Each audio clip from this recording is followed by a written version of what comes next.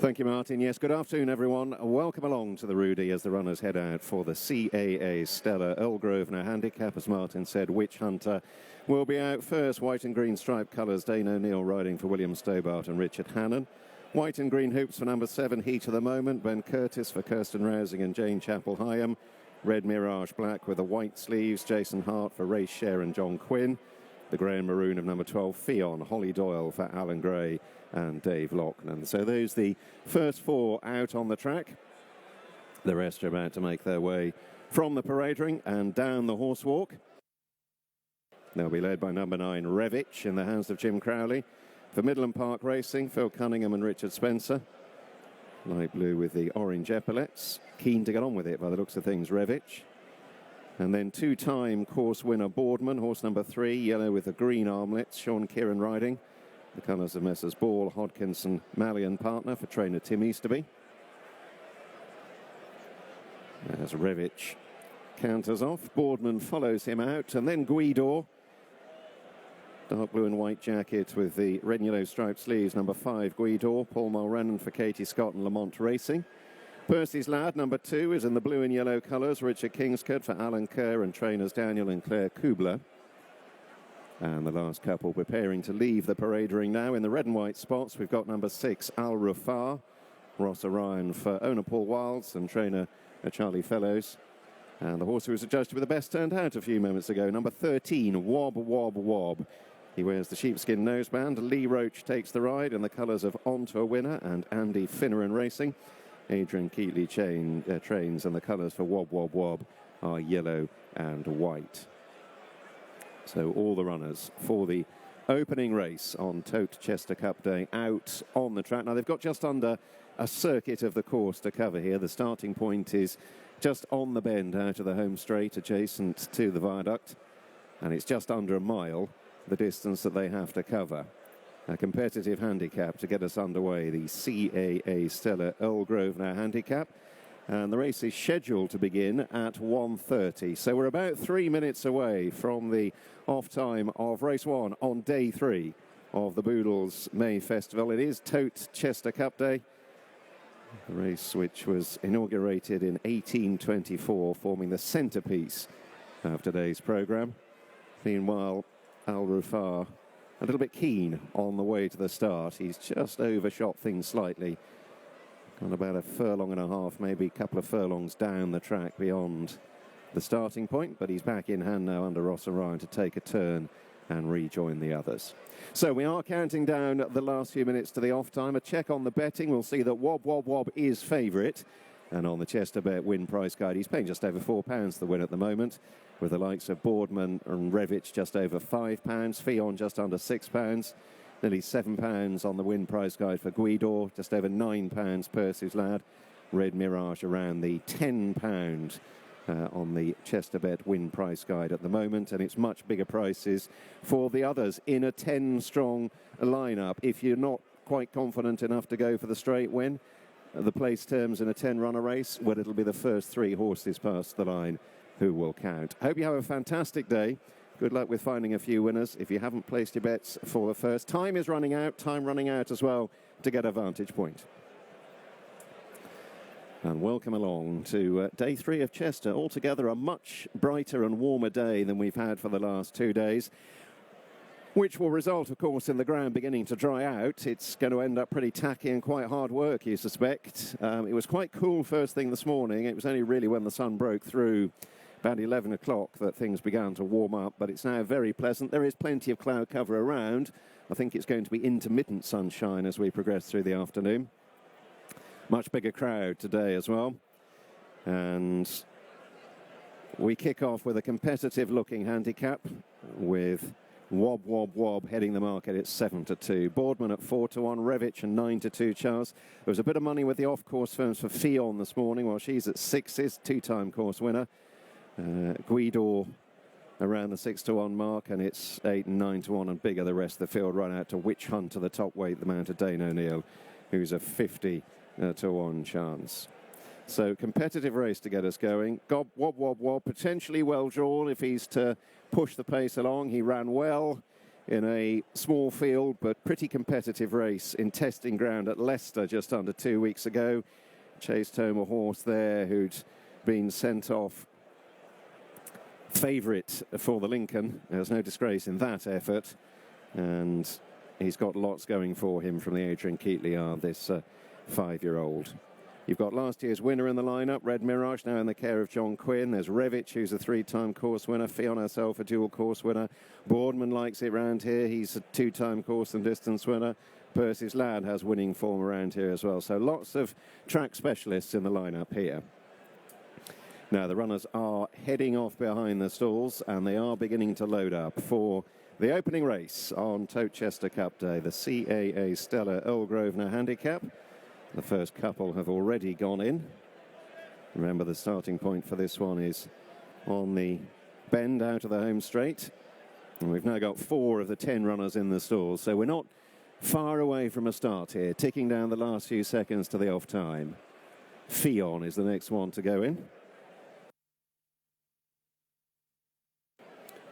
Boardman in the yellow and green colours also waiting to go.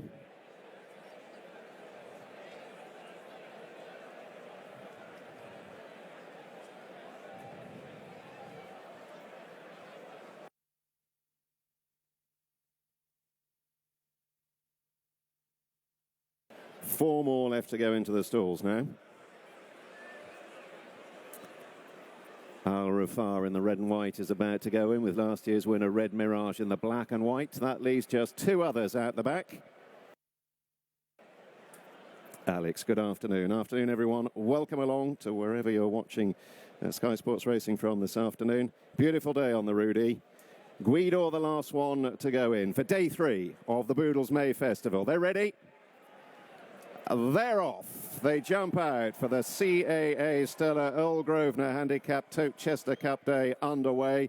Ridden up to get a prominent position. Heat of the moment, the white-faced filly. Wob, wob, wob in the noseband from stall 1 is away well. Guido with the striped sleeves bang up there. And out wide, Percy's Lad in the blue and yellow. Heat of the night now drops into 4th.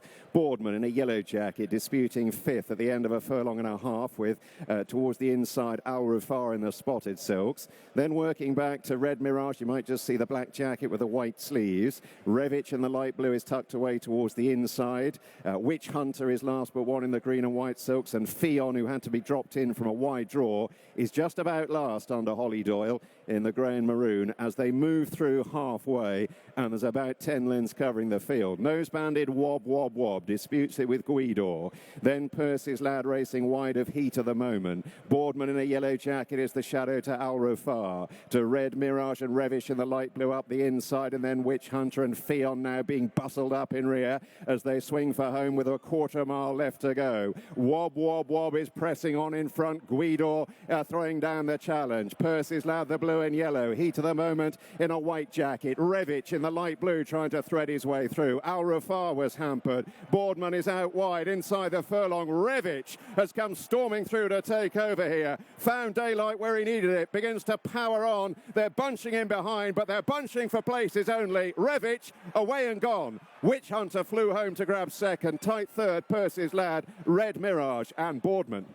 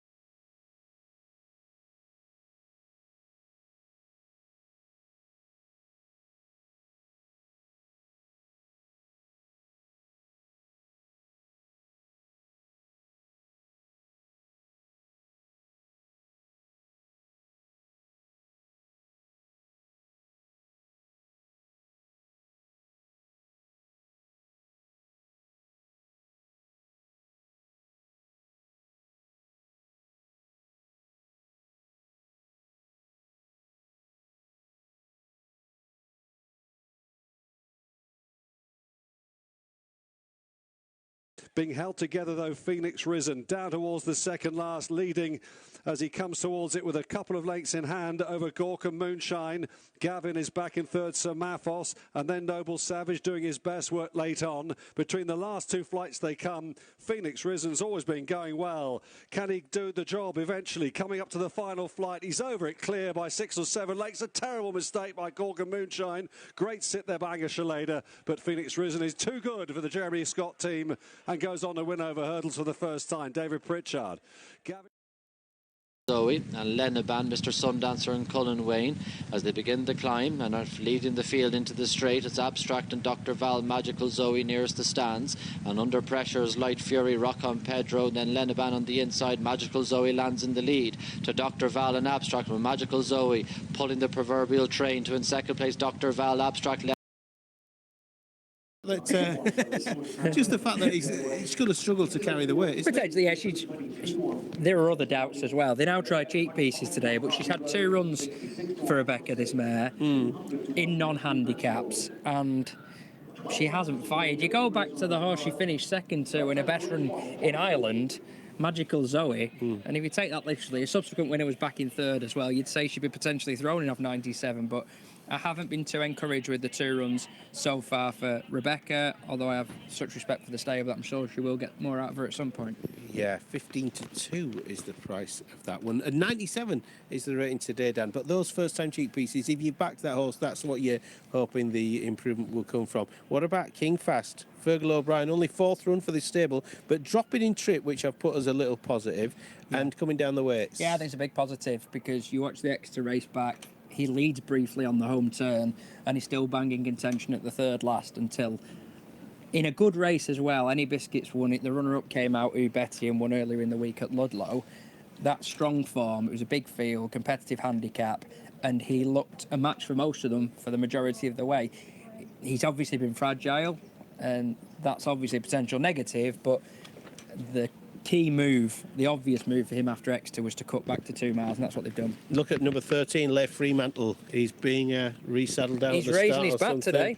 Is it 100 Start runs? number 100, You yeah. said to me earlier on 100. And where's he going to finish? He'll be out the back Tailed off. again, won't he? That's where he tends to be pulled. I mean, he tends to start at it's a 200 to 1. And I remember him winning his race here. His only ever win was over Fencer at this track. I mean, the Yard haven't had a runner in contention for donkeys, so I'm not expecting any difference. Not often you go 300 to 1 off 300 to 1 in a low grade handicap. I know, it's trained just over the road, but he must still enjoy himself. He's always a big price. Princess is like that Quixel Crosset, isn't it? He used to be infamous. Kane, yeah. What about Princess Poppy? I'm surprised at the price of this one. That's a big price. You need her to run well, because you're nap on the car, because you were not so much well prepped, but your memory didn't let you down as it did with me, because she ties in with Bush Tucker Park, who runs for Ollie Murphy in the last race. She was well backed in that race last time. It was a weak race and she just didn't perform at all. Lenaban's easy to back. It has been just nibbled from 12s, but not really. Princess Poppy 22, one-man party heading the market. And we must mention as well, you want to talk about Uncle Arthur? Yeah, he's just been a bit disappointed with him, really. He too has had a couple of goes in handicaps, and when you consider that he made such a good start, his promising debut, confirmed that encouragement when winning next time, you'd have thought he might have made more of a better fist of things over hurdles, and it just hasn't happened, including in handicaps. They tried 2.5, back to 2 last time. His best run was that maiden at Taunton, but Taunton's a place where I often find you can get form that just doesn't work out, because they have very thin maidens where it's a couple of West Country trainers dominate the race and the others are just left trailing around a sharp track. So he wouldn't be for me at the price. There is money for King Fast. Sir Maphos, just flesh out the case slightly. I think the Phoenix Risen Taunton form's strong. Phoenix Risen's won again since. Gavin, it was only a seller, but he won the other day. Yes, the head carriage was a bit ropey late on, but he went as well as any to the home turn. He was further back than the first 3, and he did all he could, generously dropped another £3. So I thought he should have been favourite, and he isn't. Clean getaway, needs to start seeing his races out better. He hasn't really got a lot of solid form. I think he's running 5 handicaps and been beaten a minimum of 30 lengths. He's looked better than that on a few occasions, but he's yet to piece it all together. Yeah, and you've got the visor, not the blinker today for Sire Maphos. Do you think that'll help? Do you think make much of a difference? Might do. Just freshen things up. Do you A think? horse who it does indicate that they think he's maybe not the most straightforward. And I think you can see that from the way he carried himself at Taunton. But I think keeping a horse like that on his toes is probably a good idea. So the visor just so you can see an opponent to hopefully make him go forward. And Yeah, just whatever. something different. Just Something different. Yeah, yeah. Okay, well, and we are at low level, like I say. You sometimes have to do that, don't you, at this level? Solid Fuel as well. Just mention, yeah, because he's been money for him. He's 25s when I checked the market this morning. He was into 11s. Good run in a Huntingdon bumper on his debut when he was 100 to 1. It may have flattered him to some extent. In fact, it probably did. And his best run over hurdles was at Huntingdon as well. But he was right in the mix for a long way that day prior to blowing out last time. So he's not a million either. It's market raising. It must be Malcolm Tomlinson, isn't it? Of course it is. Let's get up to the box. Hi, Malcolm. Hi, Peter. Flag's going up here. The flag has been raised. The runners have been called forward towards the starting tape. They just have to negotiate their way around the middle hurdle down the far side. Then they'll be allowed to get on their way, walking forward. And they're off, racing for the Book Your Tom Grennan tickets now. Conditional jockeys, novices, handicap, hurdle race, and heading towards the first of 8 flights of hurdles. Lenaban is one of the first to begin in the gold with the white chevron, white cap towards the left. Sir Maphos prominent in the pale jacket with the noseband, and also prominent is Uncle Arthur in the green and red Diablo. Out wide, the red jacket of George Mallory, the red and green corded jacket, also prominent with King Fast just in behind them in the stripes. Then the check jacket of One Man Party. Deeper out is Solid Fuel in beige and green, and just tucked in behind the leading group is Narsik on the fence. A gap of maybe 3 to 4 lengths to Princess Poppy sitting back in the field. That one's racing towards the rear with Clean Getaway. Also well back is Ravi Road, and the overall back marker is Lay Fremantle as they leave the backstretch behind them for the first time, turning right-handed to come back towards the home straight. 2 flights of hurdles await them down here, and they're going quite a good pace. Uncle Arthur to the inside for Finn Lambert, and towards the near side Samaphos and Jay Tidball share the pace by about a length to King Fast racing in 3rd position. George Mallory is close up 4th. Lenaban has now settled back in 5th place, followed through by Solid Fuel towards the near side. And then One Man Party in company with Narsik centre pack as they negotiate flight number 2. Princess Poppy just made a slight mistake towards the back of the field. Flight 3 comes up quickly. It'll be the last next time around. And they've also negotiated that one safely. A little bit slow towards the back was Ravi Road. So up towards the winning post they come with a circuit left to travel in the opener. And it's Uncle Arthur towards the inside, leading by a neck to Sir Maphos racing in 2nd. A length back to King Fast racing 3rd. A further length and a half back to George Mallory in front of Lenaban on the fence. Solid Fuel towards the near side from Narsik, and One Man Party still a little bit worse than centre pack. Clean Getaway towards the rear of the field in company with Princess Poppy, who just bumped along round that bend. Lay Fremantle's towards the back of the field, and so too is Ravi Road in the pink jacket, just detaching herself by a couple of lengths from the main body of the field as they swing the turn, heading towards the far side of the track, going down towards flight number 4, which is right opposite the grandstand. There'll only be about 8 to 10 lengths separating the runners. And it's Uncle Arthur to the inside, Sir Maphos out deep. A couple of lengths to King Fast, who just bobbed a little bit on landing in 3rd.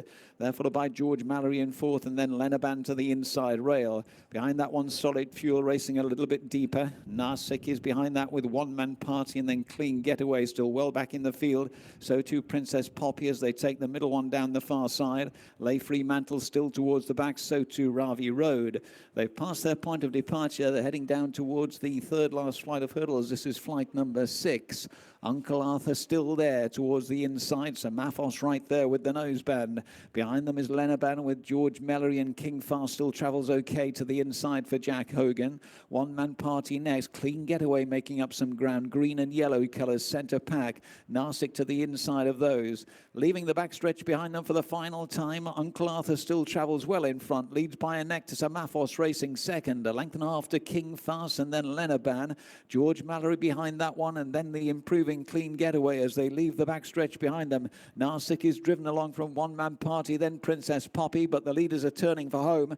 Down the straight they come towards the 2nd last. Uncle Arthur trying to see them off from the front. Under pressure now is Sir Maphos. Lenaban's looking for room. King Fast still travelling really well on the inside. So too George Mallory near side, then Clean Getaway. They're going down towards the 2nd last flight of hurdles. It's King Fast who's hit the front on the rail. Towards the near side, George Mallory. Lenaban trying trying to get going between horses as they take the second last flight of hurdles. One more flight to go, and he's setting King Fast alight now. Jack Hogan, here's the final flight. King Fast at it now, got away by 3 to 4. Taking it in second was George Mallory, then Lenaban. A mistake by Uncle Arthur at the last. They're inside the final furlong now, and King Fast, driven out, has opened up by 6 or 7 lengths. Giving chase in second is George Mallory, Lenaban behind those, but racing up towards the line, King Fast is away and gone and will win for Fergal O'Brien and Jack Hogan. Back in second place, George Mallory, Lenaban just holding for third, maybe. It was tight in the end for third, with Clean Getaway finishing off well with One Man Party. Well, Moderate Horses going fast has resulted in the leaders dropping away a little bit there. Uncle Arthur was prominent, so too was Sire Maphos, but it's King Fast who's travelled through prominently for Jack Hogan, taking £3 off of Fergal O'Brien, the prolific trainer. Second is 7, George Mallory, who wasn't too far off the pace, in fourth with a circuit to go, finishes second. And Lenaban, who was sat third, finishes in third position. Fourth, I think that was Clean Getaway, but King Fast, the winner of the first, Dan. Yeah, I think they were in position A and B, really. Actually, A, B and C, because I did think Uncle Arthur and that said, Sir Mathis' head carriage was so off-putting that he wouldn't be on my shortlist next time. Him and Uncle Arthur were competitive and engaging from a fair way out, both having a stint in front. I'm sure they've overdone things, and the second draft is the group that have occupied the first 3 positions. And talk about a different trip making a different animal of a horse. You look at King Fast as a perfect example, because 19 and a bit furlongs at Exeter in what we said was a strong race, won by any biscuits.